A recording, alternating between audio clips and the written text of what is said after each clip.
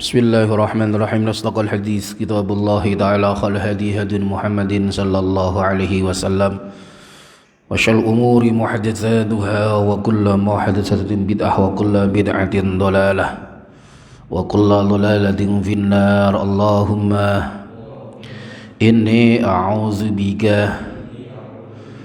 أن أضل أو أضل أو أزل أو أزل أو أظلم أو أظلم أو أجهل أو يجهل علي ربي زدني علما ووسع لي في رزقي وبارك لي فيما رزقتني واجعلني محبوبا في قلوب عبادك وعزيزا في عيونهم واجعلني وجيها في الدنيا والآخرة ومن المقربين يا كثير النوال يا حسن الفعال يا قائما بلا زوال يا مبدئا بلا مثال فلك الحمد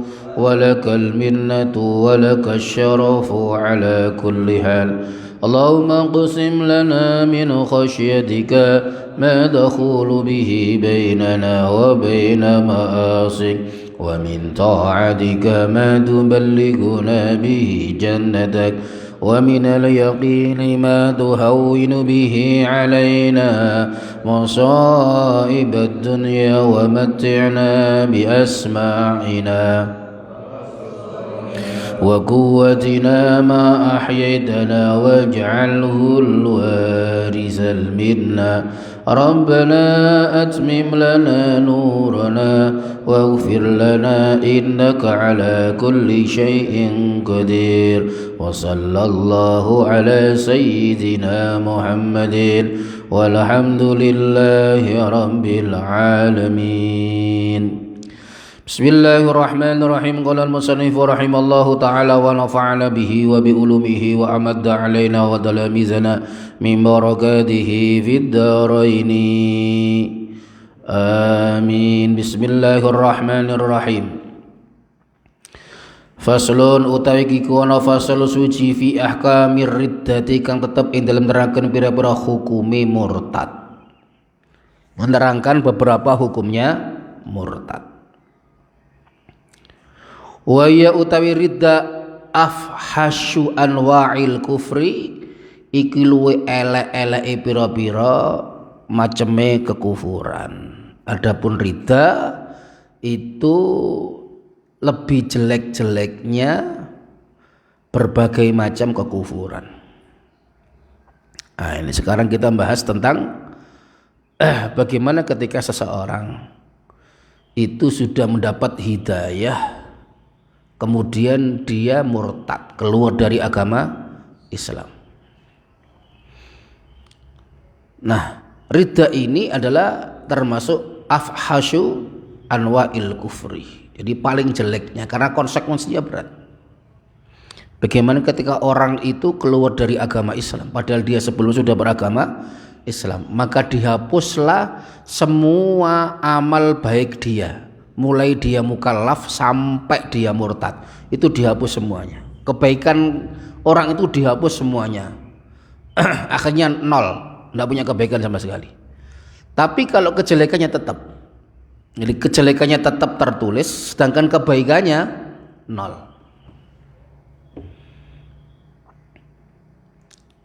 Jadi ini adalah pilihan hidup dia. Jadi ini adalah pilihan hidup dia. Bagaimana dia sudah indah berada dalam Islam, kemudian digoda oleh seseorang, akhirnya dia bisa menjadi keluar dari agama Islam itu sendiri. Maka ada sebuah makalah yang menerangkan kadal faqru ayyakuna kufran. Kata Sayyidina Ali, kadal faqru ayyakuna kufran. Jadi fakir itu terkadang bisa menarik kepada kekufuran, atau bahkan dia nanti Fakir itu bisa menarik seseorang sampai pada jurang kemurtatan. Bagaimana banyak orang itu murtad gara-gara masalah ekonomi. Jadi dia makan sulit, nyekolahkan anaknya tidak bisa. Dia mau bayar SPP, bayar Syahriah tidak bisa. Karena dia memang orang yang miskin. Akhirnya ada orang datang sama dia, ngelobi dia, gini aja, bagaimana kalau jenengan ikut saya, ini aja juru selamat, kemudian jangan khawatir untuk masalah biaya hidup saya tanggung, anak kamu akan saya sekolahkan sampai sarjana, bahkan anakmu tiap bulan nanti dapat beasiswa, tiap bulan anakmu dapat 500.000. Ibu jangan khawatir masalah makan, masalah minum, nanti tiap minggu setelah ibu melakukan ibadah akan kami kasih. Dan itu banyak terjadi di Indonesia. Ya, bertemu dengan orang dulu ketika di Batu itu, ya cerita A sampai Z bagaimana ketika anak dia itu berada pada sekolah yang non muslim. Maka dia sekolah itu gratis, dikasih fasilitas, dan luar biasa tiap bulan malah dia itu tidak bayar, malah dia itu dapat uang. Maka ketika orang itu fakir, pastilah dia itu kan tertarik. Dan ketika dia sudah tertarik dan dia masuk ke situ, maka konsekuensinya begitu luar biasa. Ya, makanya ada hukum khusus ya bagi orang-orang yang murtad nih. Di Allah begitu tidak suka sama orang-orang yang murtad itu. Tapi Allah itu senangnya luar biasa ketika melihat ada orang itu mau tobat, tuh luar biasa senangnya. Sampai Habibana Muhammad sallallahu alaihi wasallam beliau berkata, innal islama atau al-islamu yajubbu ma qabla. Islam itu adalah menghancurkan dosa-dosa yang ada sebelum Islam. Ada seorang sahabat ketika itu dia masih dalam keadaan kafir, ingin baiat sama Rasulullah, bersahadat. Kata dia, tolong ya Muhammad, ulurkan tanganmu. Rasulullah sudah mengulurkan tangannya, tapi sahabat itu belum mau untuk mengulurkan tangannya. Kata Rasulullah, ada apa? Kok kamu tidak mau? Saya mau masuk Islam dengan satu syarat. Apa syaratmu? Agar dosa-dosa saya di zaman jahiliyah semuanya diampunkan oleh Allah. Kata Rasulullah, al-hadis kama qala al-islamu yamhu ma qablah. Wa fi riwayatin yajubbu ma qablah. Islam itu menghapuskan dosa-dosa yang ada sebelum Islam. Makanya tidak wajib ya. Orang itu kalau sebelumnya itu kafir, meskipun sudah sepuh sampai umur 60 dia baru masuk Islam, maka tidak wajib qadha itu. Tapi ketika dia dulu sudah pernah Islam sampai taruhlah umur 20, berarti dia taruhlah standarnya 15 dia mukallaf, 20 dia murtad, sampai umur 60 dia insaf kembali dan kembali dalam agama Islam. Maka masa yang panjang antara 20 sampai 60 berarti 40 tahun itu sholatnya lain-lainnya wajib untuk diqadha. Diwajib untuk diqadha. Karena apa? Dia sudah pernah Islam dan keluar dari agama Islam, murtad. Konsekuensinya seperti itu. Beda dengan orang yang belum pertama kali masuk Islam, baru masuk Islam ketika umur 60. Maka ketika dia umur 60, al-Islam yamhu ma qablah. Sudah diputihkan lagi tulisannya. Seperti dia bayi yang baru lahir. Seperti itu. Luar biasanya Islam. Ya, makanya di dalam hadis itu ya, ini termasuk salah satu orang yang at-tariku lidinihi al-mufariqu lil jamaah. Jadi orang yang dalam khazanah hukum Islam dia itu boleh dibunuh. Jadi karena dia sudah mengkhianati Islam itu sendiri.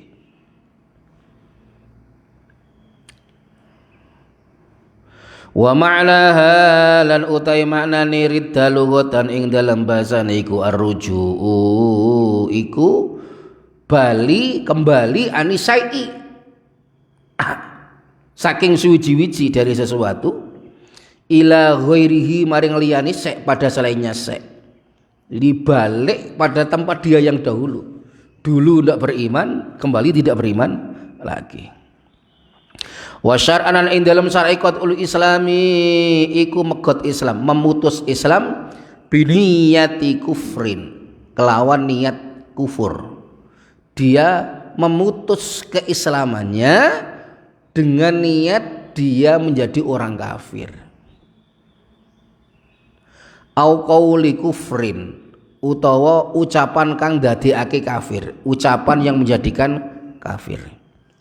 Au fi'li kufrin, utawa nglakoni perkara kang dadekake kafir, melakukan perkara yang menjadikan kafir.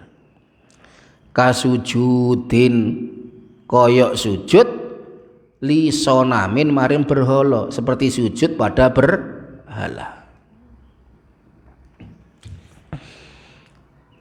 Jadi dia keluar dari agama Islam, memotong keislamannya dengan niat dia menjadi orang kafir. Karena ini sudah niat keluar dari agama Islam. Dan maaf, kafir itu bahasanya Al-Quran. Jadi bukan kok kafir itu bahasanya manusia, tapi itu adalah bahasanya Al-Quran yang ditiru oleh manusia. Qul ya ayyuhal kafirun, bahasanya ya kafirun lah. Jadi tidak ada salahnya kita ngomong ini orang kafir, memang orang kafir. Al-Quran pun nyebut dia adalah ayyuhal kafirun, orang yang kafir. La a'budu ma ta'budun, ketika mereka tidak mau menyembah apa yang kami sembah, maka dialah orang kafir. Nah sekarang dihaluskan menjadi non muslim. Jadi ora ono kul ya ayyuhal non muslim, ono ora ono ya. Kul ya ayyuhal kafirun. Ada orang nyebut kafir kok ya rada pedih, takut. Oh dikira ini kelompok garis keras. Oh nyebut kafir kok kelompok garis keras. Iku bahasanya Al-Qur'an. Kul ya ayyuhal kafirun. Lah kita mau nyebut kafir lah, mau nyebut non muslim lah monggo. Nah, tinggal bagaimana. Karena terkadang kita sendiri ini maaf kalah dengan media. Lah media itu sudah banyak buzzer yang mereka itu dibayar ya, salah satunya ya tidak senang dengan Islam itu yang sesungguhnya itu yang bagaimana. Akhirnya ketika ada orang itu yang mau kembali kepada ajaran Rasulullah, nah, dan juga ulama-ulama dahulu ini disebut sebagai aliran yang sudah menyimpang dari aliran yang ada. Padahal yang mengatakan menyimpang itu tidak paham. Firqah itu dia tidak paham. Jadi kelompok-kelompok itu tidak paham. Ini kan bahaya. Ketika ada orang itu yang merasa bahwa dia itu paling benar sendiri, itu yang bahaya. Jadi orang hanya tahu, hanya belajar dari seseorang yang orang itu tidak banyak referensinya. Akhirnya dia menerangkan agama itu hanya jadi satu sudut pandang.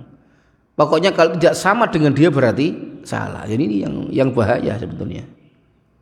Dzul Khuwaisirah itu yang munculnya karena orang-orang seperti itu. Jadi menganggap bahwa dia itu yang paling benar. Jadi qatul Islam biniyati kufrin. Jadi dia memang sudah memutus keislamannya, dia keluar dari agamanya Allah dengan niat au qauli kufr, atau ucapan yang menjadikan dia kufur. Laqad kafaral ladzina qalu innallaha salisu salasa. Betul-betul kafir orang yang berkata innallaha salisu salasa, Allah itu adalah Tuhan yang nomor 3 dari Tuhan 3. Jadi Allah mengatakan dalam kitab suci kita bahwa Trinitas itu adalah sesuatu yang salah dalam pandangan agama Islam. Nah kalau orang sudah mengatakan seperti itu bahwa Allah adalah satu Tuhan daripada Tuhan 3, atau Allah adalah satu Tuhan daripada ilah Tuhan yang 4, 10 atau 15, maka dia sudah menjadi kafir dan murtad, keluar dari agama Islam. Ini adalah ucapan. au fi'li kufrin, atau aktivitas yang menjadikan dia kafir. Contoh, dia menyembah berhala. Boleh ndak orang sholat di mana? Orang sholat di wihara, atau orang sholat di dalam gereja. Ya, kalau sekedar sholat lah boleh, ya sholat ya boleh. Nah, tentu dilihat dulu di daerah mana. Jadi kalau mungkin di daerah seperti kita ini, ya tentu sholat itu ya di dalam masjid kan gitu. Tapi ada di daerah-daerah atau di negara yang mana Islam itu adalah minoritas. Islam itu sangat sedikit. Contoh seperti di Korea, atau contoh mungkin di Italia, atau mungkin di Brazil. Di Korea masjid itu mungkin hanya satu atau berapa yang permanen, lainnya masih nyewa. Jadi ono wakaf masjid tapi nyewa, lho piye hukume? Ada tadi di Indonesia masjid nyewa? Enggak ada. Di Malaysia masjid nyewa? Enggak ada. Kalau di Korea itu masjid masih nyewa. Jadi bawahnya ini mall, lantai 2 biskop, lantai 3 masjid, lantai 4 bar. Itu ada ya, pernah lihat itu di Italia atau mana. Jadi patungan antara orang Islam sama orang Kristen. Patungan apa? Patungan nyewa tempat untuk ibadah. Jadi kalau hari-hari biasa digunakan untuk orang Islam, nanti Jumat pun digunakan juga untuk sholat Jumat, tapi nanti kalau hari Minggu digunakan untuk misa. Maka kita tidak bisa menjustifikasi bahwa mereka ini sudah keluar dari agama Islam. Ya karena memang keadaan seperti itu. Jadi situasi kondisi yang memang memaksa dia untuk seperti itu. Kalau kita bicara mana yang ideal, ya tentu dong sholat itu di masjid kan. Sholat itu di musola ya. Kecuali kalau dalam keadaan tertentu kita sholat di situ, ya monggo. Itu ketika orang itu sudah terpepet, tidak ada alternatif lain, maka baru diperbolehkan orang itu untuk sholat di situ dan lain sebagainya. Nah itu harus dipahami. Maka di sini kasujudin kaya sujud lisonamin maring berhala, seperti sujud pada berhala. Kalau kita pinggir-pinggir berhala terus kita tidak sujud kan tidak apa-apa kan. Nah, sekarang apa bedanya berhala marek patung? Kan sama kan. Ya, kamu lewat ke Batu, di situ ada orang jualan, atau kamu ke sini Mojokerto yang Trowulan, ini kan banyak orang jualan patung-patung yang aromanya ke Majapahitan. Kamu lihat patungnya Siwa, kamu lihat patungnya mungkin Gajah Mada. Apakah kamu menjadi kafir? Kan enggak. Kalau kamu sekedar melihat, ya podoe patung kamu nanggoni orang yang jualan ini, alat-alat untuk kolam itu kan. Nah, nanti kan di situ ada patung juga, ono patungnya arek cilik ngoyo barang lho ya. Ada patungnya ini, ada patungnya ini kan. Itu kan patung juga. Nah, kalau kita lihat aja enggak beli ya enggak apa-apa. Apalagi kita lihat kita pilih yang ini, pilih yang itu, enggak kita sembah ya enggak apa-apa. Sawa ungkana padha uga ana, sama juga ada pokokul Islam. Iku ala jiatil istizai, iku ing atase ara guyon. Apakah orang itu bergurau? Enak ya. Dadi wong Kristen niku enak. Sembayangi sak minggu pisan, santai uripmu ya. Kapan-kapan tak jadi Kristen nih, enak jadi orang Kristen. Nah, dia itu hanya bergurau sama temannya, tapi kalau sudah ada seperti istihza, awil inadi utawa angas, atau emang dia itu melawan aturannya Allah, awil i'tiqadi utawa keyakinan, meyakini dalam hati. Karena murtad itu nanti seperti yang ada dalam kitab Sulam Taufik itu ada nanti sebabnya 3. Yaitu kaulan wa fi'lan wa i'tiqadan. Ada kaulan ucapan, fi'lan aktivitas perbuatan, atau i'tiqadan keyakinan. Kamu ndak bicara apa-apa, ndak melakukan aktivitas apa-apa, menyembah berhala pun tidak. Kamu berkata-kata yang mengatakan bahwa masuk selain Islam ini luar biasa enaknya pun tidak. Tapi di hati kamu meyakini bahwa yakin aku Yesus Kristus itu memang penyelamat, yakin di dalam hati kamu. Atau kamu yakin bahwa wah benar nanti ini yang bisa menyelamatkan saya ini sing biasa wong Dharmasari yang apa ini kalau bersih desa yang disembah ini, wah ini nanti bisa menyelamatkan saya. Kamu yakin seperti di dalam hatimu, kamu tidak ngomong apa-apa, sudah keluar dari agama Islam. Makanya hati-hati, jangan buat melakukan sesuatu yang menjadikan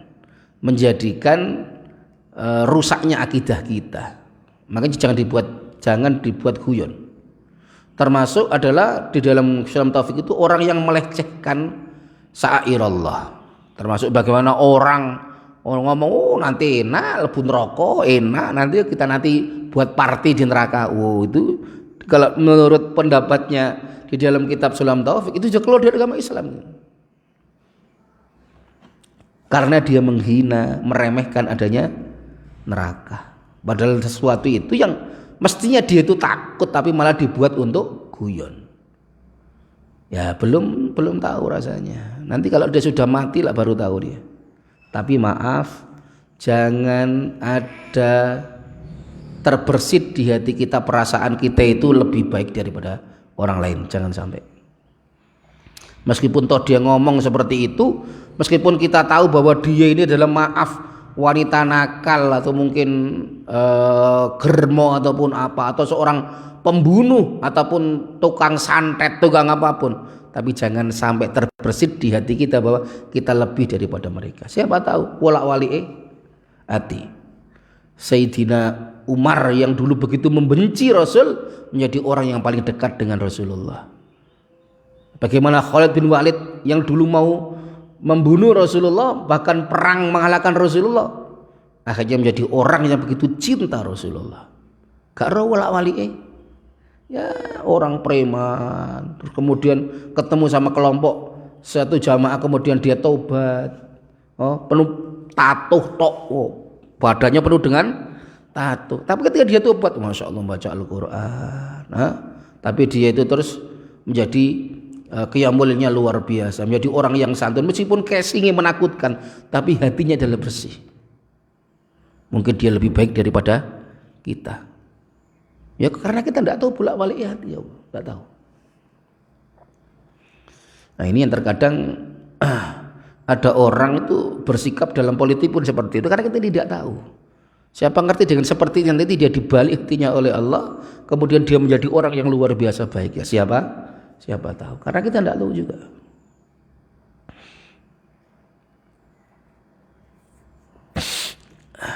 Kaman kaya wong seperti orang i'taqada kang yakini sapa man hudusas soni'ah ing anyari zat kang nyiptakake alam, pada barunya zat yang menciptakan alam. Seperti orang yang meyakini bahwa wah Tuhan ini baru ya. Tuhan ini baru. Nah, belum lagi nanti masalah Al-Quran itu kalam qadim atau kalam hudus, yang mana ketika itu Mu'tazilah begitu dominan dan menjadi sebuah negara. Mu'tazilah dalam bentuk negara ketika dalam pemerintahan setelah Harun ar-Rasyid, siapa?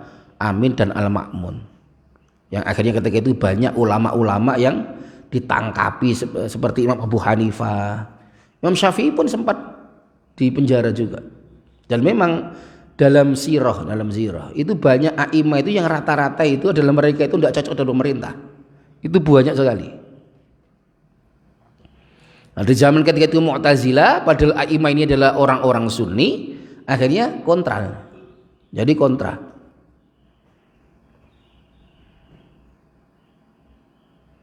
Jadi ya sunatullah ya dulu itu. Ini bagaimana kita lihat para nabi pun seperti itu juga kan. Nabi Ibrahim, iya kan? Nabi Musa ini melawan hegemoni kuatnya para raja ketika itu, para diktator. Bagaimana Rasulullah pun mengalahkan orang-orang Quraisy kan gitu. Jadi itu sudah sunatullah ya. Terkadang orang-orang yang ada ilallah itu terkadang dia itu berseberangan dengan para penguasa, tapi tidak semuanya. Tapi ada orang-orang yang mustaqim, yang begitu lurus di jalan Allah, itu akan begitu dia akan berontak ketika melihat bahwa tidak ada yang namanya keadilan, tidak ada yang namanya kesetaraan, itu tidak ada. Jadi ada diskriminasi pada umat tertentu. Ada seperti itu.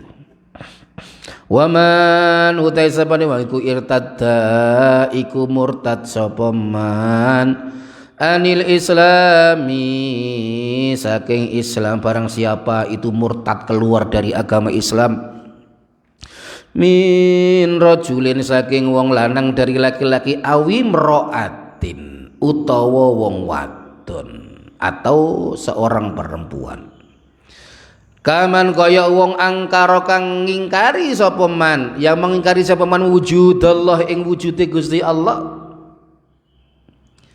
au kadzdzaba utawa nggoroake sapa man, mendustakan sapa man rasulan ing siji utusan rasul min rusulillahi saking pira-pira utusane Allah, seperti orang yang tidak percaya adanya Allah.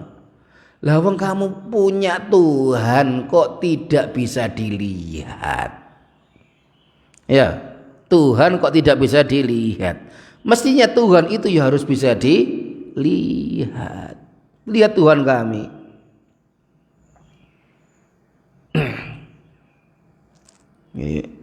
Jadi lihat Tuhan kami ada. Cuma ketika disangkal, ya kasihan Tuhanmu dong. Tuhanmu itu diteleki manuk ayo ora iso apa?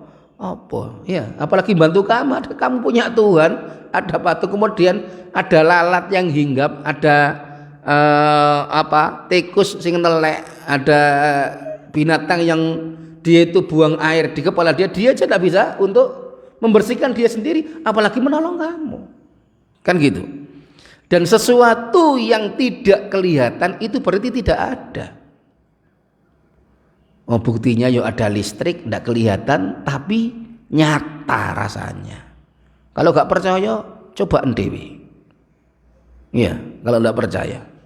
Kelihatan apa listrik itu warnanya apa? Tidak ada warnanya.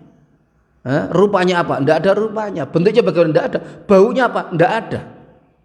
Tapi kalau kamu mau merasakan dan mencium baunya silahkan. Ngolakon garing-garing dewe. Artinya apa? Sesuatu itu yang ada tidak harus terlihat. Kan gitu.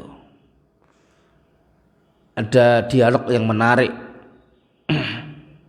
antara Imam Abu Hanifah dengan orang yang tidak percaya adanya Allah. Jadi ketika itu dia pidato, menjelek-jelekan bagaimana ini katanya Tuhan ini tidak ada awal, tidak ada akhir, dari mana? Semuanya itu butuh awal, butuh akhir, tidak mungkin. Orang itu tidak ada Tuhan kok tidak ada awal, tidak ada akhir. Kalau tidak ada awal, tidak ada akhir bagaimana? Semuanya kita ini butuh awal. Pasti ada awal dan pasti ada akhirnya. Ketika dia sudah selesai pidato panjang lebar, kemudian Imam Hanifah yang masih kecil naik ke atas mimbar. Kata siapa? Setiap sesuatu itu pasti ada awal sama akhirnya. Coba saya tanya, berapa jumlah atau bilangan yang terkecil itu berapa? Dia mengatakan 1. 1. Sebelum 1 itu ada berapa? 0. Sebelum 0 ada berapa? Piro? Sadurunge 0 ngono piro? Min 1. Sebelum min 1? Sebelum min 2? Terus paling angka piro? Min 1 billion. Sebelum min 1 billion ono piro? Min 2 billion. Terus seterusnya berapa? Tidak akan sampai, tidak akan ada. Lawang kamu jawab sebelum 0 ada berapa aja kamu tidak mampu. Apalagi menjawab adanya Allah. Termasuk adalah akhir. Coba setelah 1 berapa? 2 kan? Setelah 2 berapa? 3. Coba terus. Berapa sampai sing kon ngerti hitungan itu paling banyak berapa? Jutaan. Setelah juta apa? Miliar. Setelah miliar triliun. Setelah triliun biliun. Piye saiki ono 00 sak juta. 0 tok sak juta iku piro? Kalau 003 kan 1000 ya kan? Kalau 4 kan 10.000, kalau 6 kan 1 juta. Ya kan? Kalau 9 kan 1 miliar, ya kan? Kalau sejuta-juta itu berarti 1 terus kan ke atas terus. Lah saiki nolnya tok iku 1 juta, iku piro? Lha nolnya tok itu. Wis nol tok 100 tok, 1 terus nol 100 iku berapa? Tidak ada akhirnya untuk sebuah bilangan. Baru bilangan aja kamu tidak bisa menyebutkan berapa akhirnya. Nah, berarti sesuatu itu ada yang tidak ada. Bilangan aja kamu tidak mampu. Otakmu tidak mampu untuk mencerna berapa akhir bilangan. Apalagi ini adalah Tuhan yang mukhalafatul lil hawadisi. Ya padha wae ana wong takok, wah nanti lak pon enak ya setan iblis dari api. Lah terus apa? Neraka juga dari api ya. Api petok api berarti enak ya, tidak panas. Nek ana wong ngono bantingan ae, banting caleblek. Waduh jere ngono. Lha kok waduh? Lah kamu kan dari tanah. Terus ketemu dengan tanah. Lah kamu kok mengaduh? Wong padha-padha kenek lemah kon teko lemah dari tanah, kamu pun dibanting ke tanah. Atau tapuken nang lambene plok lho kok loro. Saya kan dari tanah, kamu juga dari tanah.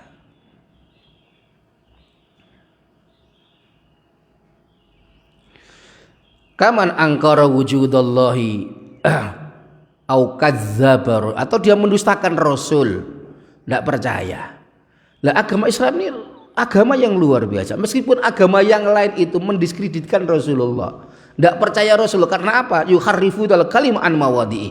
Kitab suci mereka sudah dirubah dengan sedemikian rupa, akhirnya banyak kitab suci yang asalnya suci menjadi kitab sampah. Mengapa menjadi kitab sampah? Karena sudah dirubah, banyak perubahan. Bukti kitab itu sudah mengalami perubahan adalah, dan tidak otentik lagi, adalah ketika banyak di situ kesalahan-kesalahan.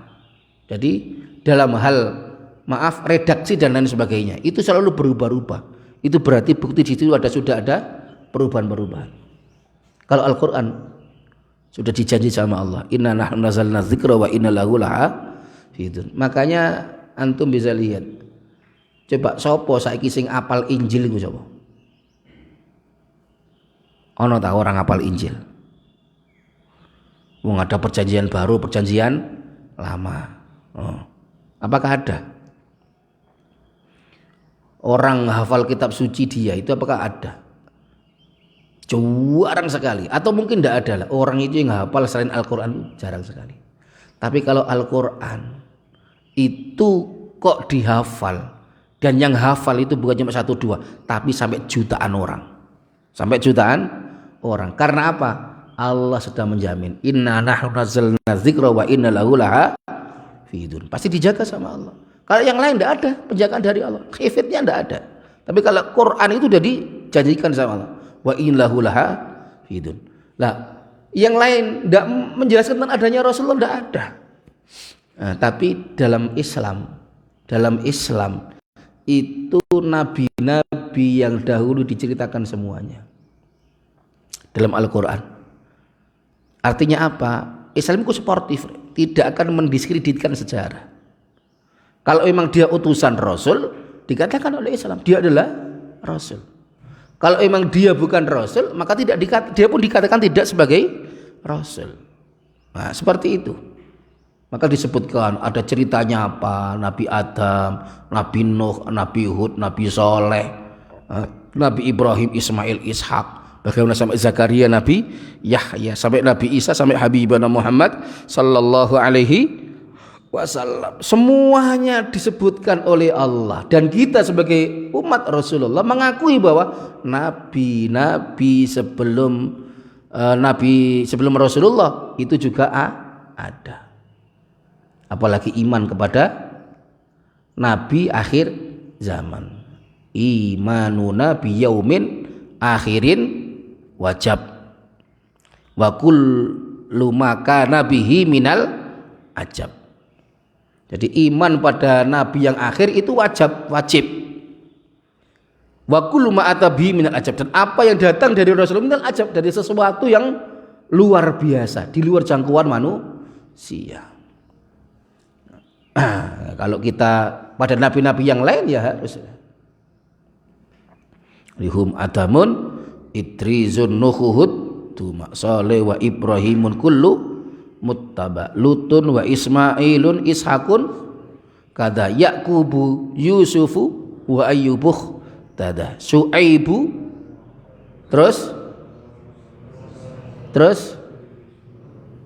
Sulaimanut taba Ilyasu Zunusu Isa wa Toha khatimun da ghayya. Lah iki kudu hafal rek ngene. Sak ngono tok ora hafal. Au halala utawa ngalalake menghalalkan sapa ya wong muharraman ing perkara kang den haramake. Oh, kalau saya khusus anggur merah iki halal lah ngene aku. Ini kon gak oleh. Karena saya ini sudah pada tingkat tinggi. Ada orang mengatakan saya ini waliullah. Salat saya sudah beda sama salat kamu. Hati-hati. Ono akeh wong aku ngene iki. Ngaku waliullah katanya dia ndak Jumatan, dia ndak ini. Katanya salatnya sudah beda dengan salatnya kamu. Salatnya para wali itu beda. Wah, saiki ono maneh. Jumat virtual. Nah, Jumatan tapi virtual. Lah enak ya Jumatan barek nang warung kopi ngono ya. Halal muharraman. Hati-hati. Ada orang yang ngaku dia itu aulia ilah. Ndak ono ceritane. Wali ngaku dadi wali ora ono ceritane. Kecuali wali murid. Ya, ndak ono ceritane waliullah kok dia ngaku memproklamirkan diri dia menjadi wali, itu ndak ada. Wali itu malah malu kalau jadi wali. Wali itu malu kalau dia itu ketahuan dia itu jadi wali. Iku isin wali iku. Jadi ada seorang aulia ilah ditutup kewaliannya oleh Allah. Ketika itu ada ketemu sama seseorang, terus orang itu berkata ini adalah waliullah. Akhirnya wali itu malu lari, terus dia meninggal dunia karena saking isini mbak Gusti Allah. Mengapa? Derajat dia di sisi Allah itu diperlihatkan oleh Allah. La ya'riful wali illal wali. Abi dulu pernah cerita sama saya itu. Kata Abi, saya dulu pernah diajak Abu Ya itu keliling-keliling ke Brunei, ke Malaysia, ke Patani, ke Singapura. Saya masih ragu apa di Singapura apa di Malaysia. Yang jelas Abi cerita, saya Singapura enggak. Aku pernah jalan Singapura mbak Abu Ya. Jadi ketika itu pinggir-pinggir sudah bangunan yang tinggi, hotel-hotel tinggi. Kemudian Abu Ya itu jalan lewat semak-semak. Ternyata di sana ada rumah kecil. Ternyata ada seorang laki-laki. Dan Abu Ya itu seakan-akan sudah kenal lama, padahal tidak pernah ketemu. Jadi Abu Ya itu tidak pernah ketemu. Loh, ini kudu padha waline ngono iku, ngerti padha waline. Ini karena tahu.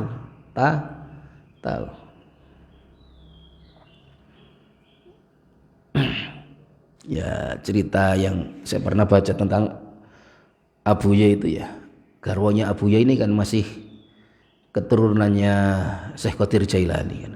Garwanya Abu Ya yang dari Jeddah, Umi Rodiyah itu kan. Jadi Abu Ya itu sudah lama ke sana, ingin ke sana, cuma belum sampai-sampai.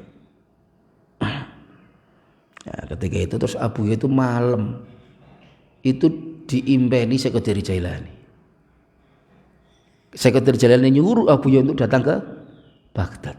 Lah Abuya juga maaf ya bingung karena ndak ada teman di Baghdad itu. Aku terserone ku nanggone sapa ya. Saya mau ke syariah itu ke siapa?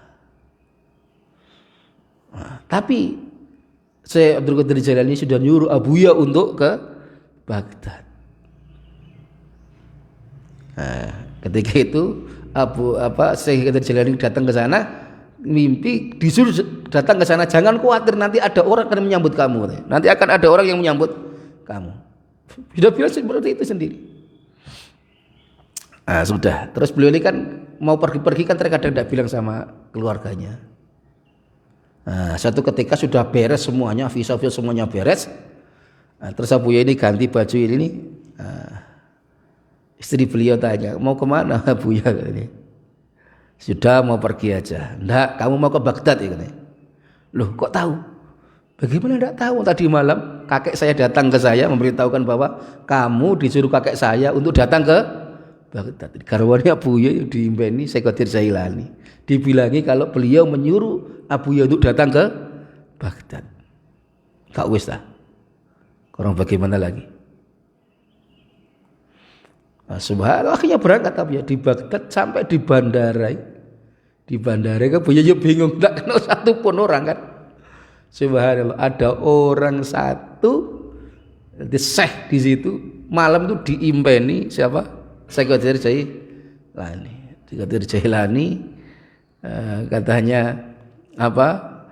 Kamu jemput, saya punya anak, saya punya tamu datang dari Mekah. Namanya ini ciri-cirinya ini.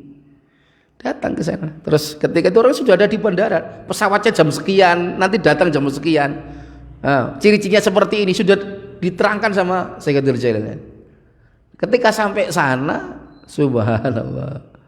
Orang ini ya bingung juga, yang mana ini kan yang mana ini. Terus akhirnya, wah ini ada ciri-cirinya kok hampir sama mungkin ini katanya. Ditanya, betul katanya. Loh ini dari Qadir Jailani. Bapak ini adalah Abuya Zaid Muhammad.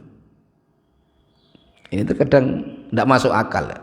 Tidak masuk akal. Tapi ketika orang sudah sampai pada makom itu, maka orang itu baru bisa mengetahui, oh memang ada seperti ini. Kalau kamu tidak percaya enggak akan terjadi. Wa kullu man lam ya'taqid lam yantafi. Kalau orang itu tidak percaya ya tidak manfaat. Tidak ada apa-apa. Tapi kalau kamu percaya ya iya. Dan memang itu real ada. Memang mimpi itu kan qit'atun minan nubuwah. Jadi satu bagian dari nubuwah itu dalam mimpi. Tapi mimpinya orang-orang yang saleh. Ini mimpinya orang saleh. Yang jelas dulu Rasulullah pun awal diangkat jadi rasul itu kan bukan langsung narik ke Jibril datang, tapi apa? Mimpi ru'yas shadiqah. Tidaklah Rasulullah itu mimpi kecuali itu menjadi realita. Rasul mimpi apa kecuali jadi sebuah dan itu real terjadi. Nah, itu namanya ru'yas shadiqah, mimpi yang benar. Makanya halala muharraman bil ijma' kazina kaya zina wa syurbil khamri lan minum khamr. Zina au harrama utawa ngaramake sapa mong halalan ing perkara halal atau mengharamkan perkara yang halal bil ijma'i kan nikahi kaya nikah wal bai'i lan doltinuku seperti nikah dan jual beli. Lapo kon kok nikah-nikah iku nak kumpul kebo ya. Mengapa kok nikah? Ribet kamu nanti kalau nikah itu harus nanggung ini, nanggung itu. Lihat saya ini, oh santai, ya hidup sendiri. Yang penting kumpul, setelah itu sudah hidup sendiri. Sekarang ini di banyak di mana Eropa itu banyak orang itu tidak mau nikah, tapi dia kalau kumpul tanpa ikatan dia mau.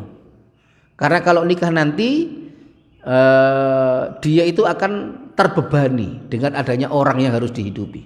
Tapi kalau dia kumpul itu nanti hidupnya sendiri. Mungkin kalau nanti makan bersama urunan. Jadi yang laki-laki tidak nanggung, anak-anaknya sama perempuannya tidak nanggung. Karena apa? Tidak ada pernikahan.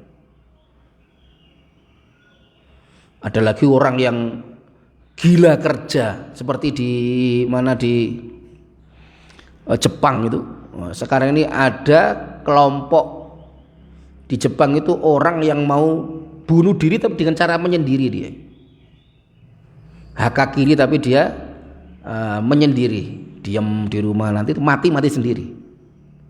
Di orang sudah gila kerja.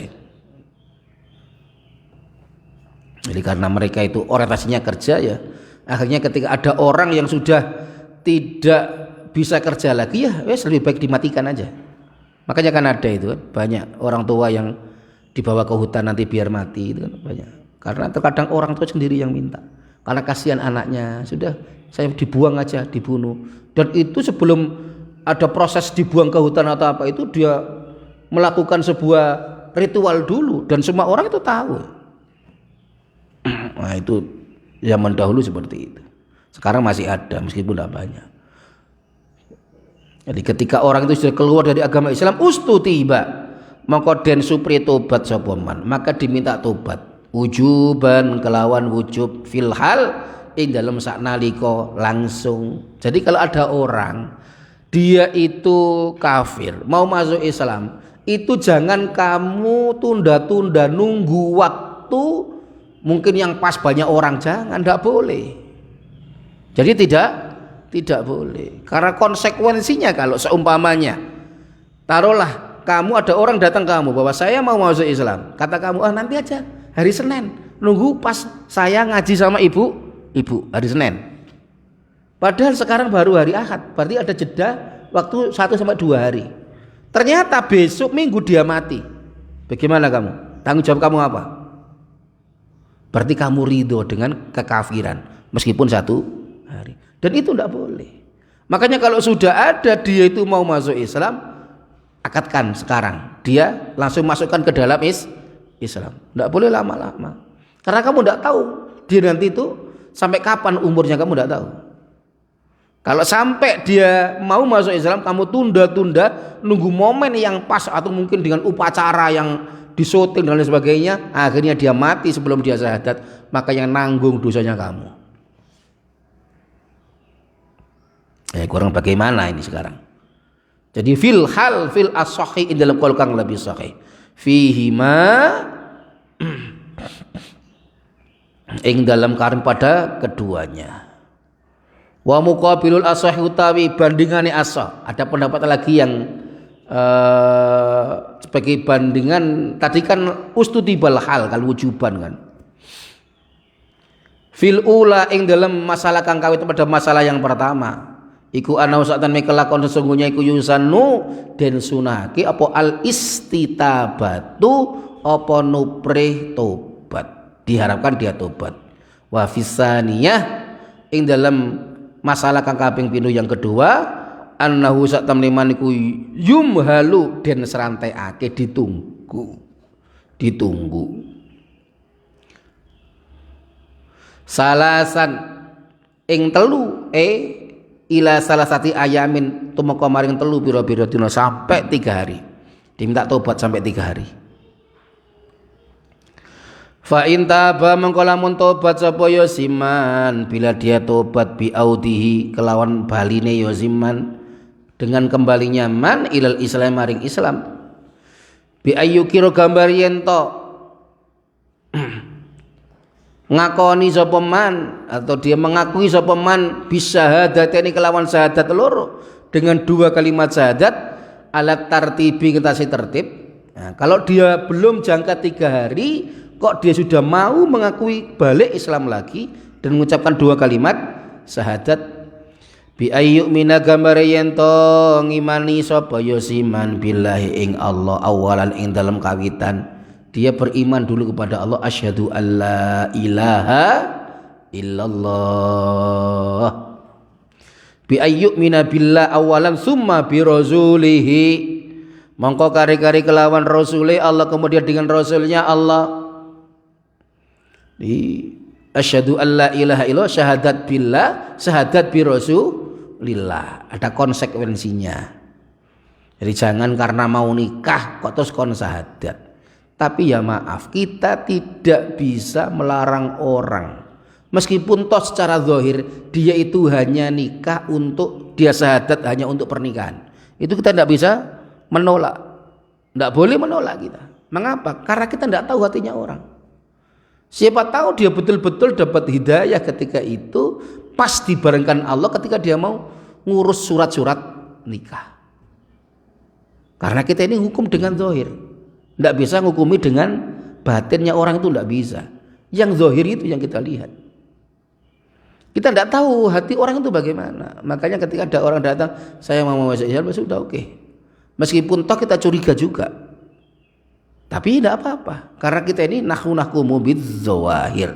Yang kita hukumi adalah yang zahir. Yang batin ini wallahu yatawallas sarair. Iku urusan Gusti Allah.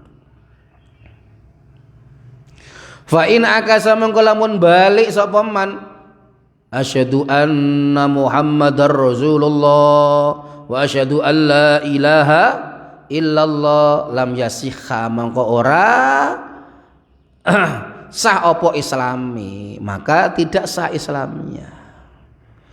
Kama qala kaya oleh ngendika hu ing masapa An-Nawawi yu Imam Nawawi, sebagaimana dikatakan Imam Nawawi fi syarhil muhadzab ing dalam syarahi kitab Muhadzab Majmu' fil kalami ing dalam gunem dalam membahas ala niyatil wudu'i ing atase niat wudu, ketika membahas niat wudu.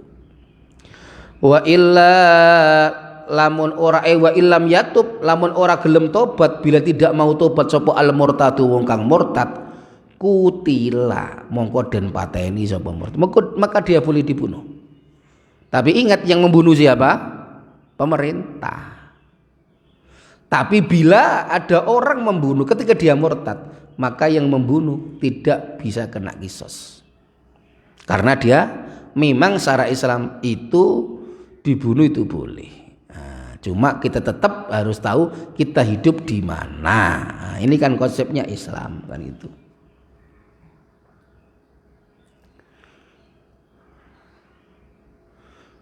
Ai qatala tegese mateni hu ing murtad sapa al imamu imam, dia dibunuh oleh imam.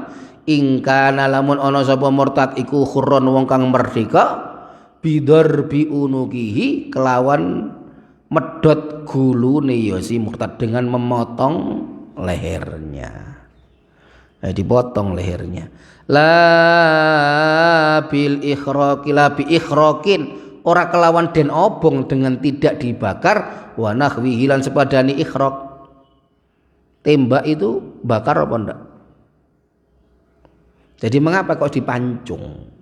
Pancung itu cara membunuh yang paling elegan itu dengan memancung. Karena dia merasakan sebentar. Karena kalau sudah terpotong dua uratnya itu dia sudah mati, gitu loh. Apalagi ini pancung itu nanti pakai langsung ditebas, satu kali tebasnya sudah tidak merasakan sakit lagi dia. Tapi kalau tembak itu sakitnya lama. Karena itu adalah timah panas. Jadi nanti akhirnya seperti melubangi. Jadi daging kena geni. Nah, nanti lubang. Lebih lama matinya. Kalau Islam dibunuh dengan ditebas lehernya. Fa in qatala mongko lawan mateni hu ing murtad, bila membunuh pada murtad sapa ghairul imamil yani imam, uzira mongko den takzir sapa ghairul imam, enggak bisa dikisas. Wa in kana lamun ana sapa al murtadu murtad iku raqiqon iku budak, kalau dia itu hamba sahaya, jaza mongko wenang li sayyidi kedue sayyid apa qatluhu mateni murtad, maka boleh bagi sayyid membunuhnya fil asahi ing dalam kaul kang luwih sahih. Jadi mengapa sih begitu keras? Ya karena tidak ada gunanya lagi. Wong dia itu diciptakan wa ma khalaqtul jinna wal insa illa liya'budun. Pak sekarang dia malah melawan Allah. Tidak mau ikut aturannya Allah. Ya wes, daripada dia hidup ya mati saja. Matinya lebih baik daripada hidupnya. Summa dzakara makarin tur kemudian menyebutkan sapa al musannifu kiai musannif hukmal husli ing hukume ngedusi, hukumnya memandikan, wa ghairihi lan liyane husli fi qauli ing dalam pengendikane musannif, walam yugsal lan ora kena den dusi sapa murtad, ndak boleh dimandikan. Walam yusallalan ora kena den salati sapa alaihi yosi murtad. Walam yutfan ora kena den pendem, ndak boleh dikuburkan sapa yosi murtad fi maqabiril muslimina ing dalam pira-pira kubure wong Islam. Oh ini tegas ini ya. Tadi ada efek jerah, nanti dia ndak boleh dikafani wis glenteng nang pinggir dalan ngono ya. Itu kalau hukum ini, kalau pemerintahnya itu adalah ikut Islam, aturannya seperti ini. Bagi lagi kan ada efek jerah kan gitu. Karena dia sudah dapat hidayah kok sekarang keluar. Tidak boleh dikuburkan di kuburannya orang Islam, ra oleh. Nah, ini konsepnya seperti itu. Tapi kalau kita hidup di Indonesia ya tentu harus ikut aturan apa yang ada di Indonesia. Wa zakara lan utur sapa ghairul musannifi liyane kiye musannaf hukma tarikis sholati ing hukum tarikus shalah, orang yang meninggalkan salat fi rub'il ibadati ing dalam seprapate kitab kang terangaken ibadah, seperempat kitab yang menerangkan ibadah. Wa ammal musannifun lan kiye musannaf iku fadzakara maka nutur sapa musannifu ing tarikus shalah huna ing dalam kene jinayat, disebutkan dalam sini jinayat. Faqala faslun wa tarikus sholati wallahu a'lam bissawab. Besok kita akan bahas tentang orang yang meninggalkan salat, konsekuensinya apa. Jadi memang orang murtad nih ya luar biasa. Zaman Abu Bakar banyak orang murtad ya. Di pasca wafatnya Rasulullah itu banyak orang murtad. Di zaman Rasulullah pun ada orang murtad juga. Bagaimana ketika Rasulullah Isra Mi'raj itu banyak orang yang murtad. Memang kafir itu nanti ada kafir ingkari, ada kafir nifaki, ada kafir juhudi. Ada kafir ingkari, ada nifaki, ada juhudi. Jadi kalau ingkari itu orang yang memang dia itu tidak percaya adanya Allah, aturan-aturannya Allah semuanya salah, itu adalah kafir ingkari. Kalau nifaki itu zahirnya ini Islam, cuma batinnya ini tidak percaya blas, tidak percaya sama sekali, seperti orang munafik itu. Makanya yang jadi murtad itu rata-rata orang munafik. Nah, yang ketiga adalah juhudi. Nah, dia itu ya rodok koyok nifaki. Nah, dia masih percaya adanya kiamat, tapi doa ini gue gak seneng. Kalau ada orang-orang sing sholat, ada orang-orang tunduk sama Allah itu dia tidak seneng. Orang-orang yang ikut Rasulullah itu dia tidak senang. Itu namanya kafir juhudi. Ya macam-macam lah. Nah, terutama orang-orang munafik itu kan. Jadi yang raine itu zahirnya senang sama Allah Rasulullah, tapi batinnya dia menolak. Nanti dilanjutkan, diteruskan insyaallah besok. Faslun tarikus shalah wallahu a'lam bissawab. Ya Rabbana a'tarafna bi annana qtarafna